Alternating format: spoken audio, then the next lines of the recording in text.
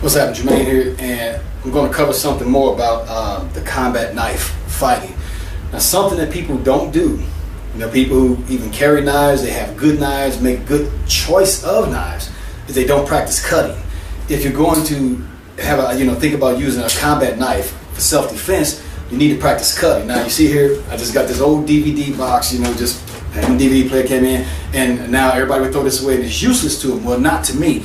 I can use this cutting, stab, just practicing, make sure not to hit my hand, cutting, just getting used to because when I cut this, and when I stab, it kind of sticks in there. I got to pull. It's teaching me to hold a good grip. When I cut, what kind of cuts am I making on there? Am I getting good cuts? It's letting me know what my knife really can do. You see right there, that was just a small scrape.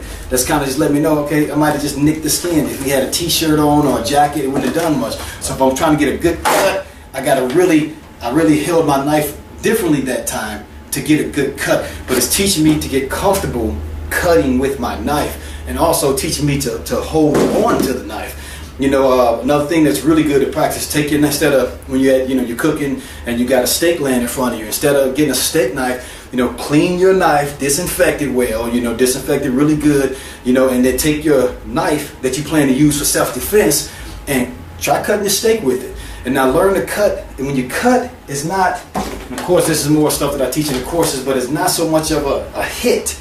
It's more of almost a pull when you want to slice something really good. So that's just another piece of advice for you, from me in regarding a combat knife. If you plan on carrying a knife for self-defense purposes, you have to practice cutting with it. Practice on boxes carefully. Practice on your lunch meat, or your dinner meat, a steak, something like that.